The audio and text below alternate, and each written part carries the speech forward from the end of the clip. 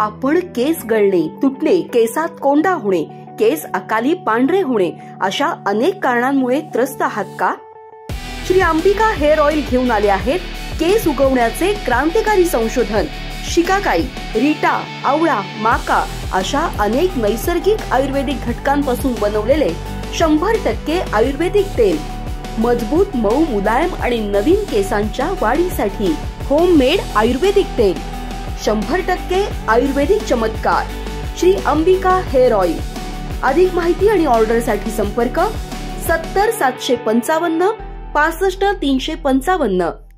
गेल्या काही दिवसांपासून संततधार पावसामुळे पंचगंगा नदीने इशारा पातळी ओलांडून नागरी वस्तीत शिरकाव केला होता. त्यामुळे इचलकरंजी महापालिकेच्या वतीने 30 कुटुंबांचे तसेच जनावरांचे सुरक्षित ठिकाणी स्थलांतर करण्यात आले होते.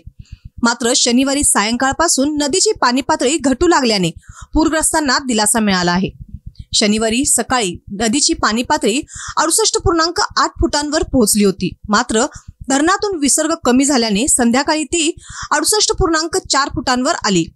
प्रशासनाकडून रविवारी नागरी वस्तीतले पाणी पूर्णपणे उतरून जाईल असा विश्वास व्यक्त करण्यात आला आहे. त्यामुळे महापुराचा धोका टळल्याचे चित्र निर्माण झाले आहे.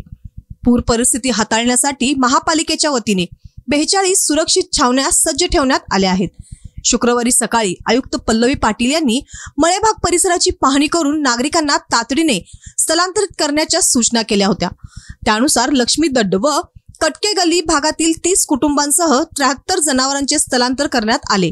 तर महावितरणने खबरदारी म्हणून तोडकर टीसी आणि सौंदतीकर टीसी बंद केला आहे. दरम्यान सलग 4 दिवसांचा पाऊस व धरणातून होणाऱ्या विसर्गामुळे निर्माण झालेली चिंताजनक परिस्थिती हळूहळू नियंत्रणात येऊ लागल्याने पूरग्रस्तांना दिलासा मिळाला आहे.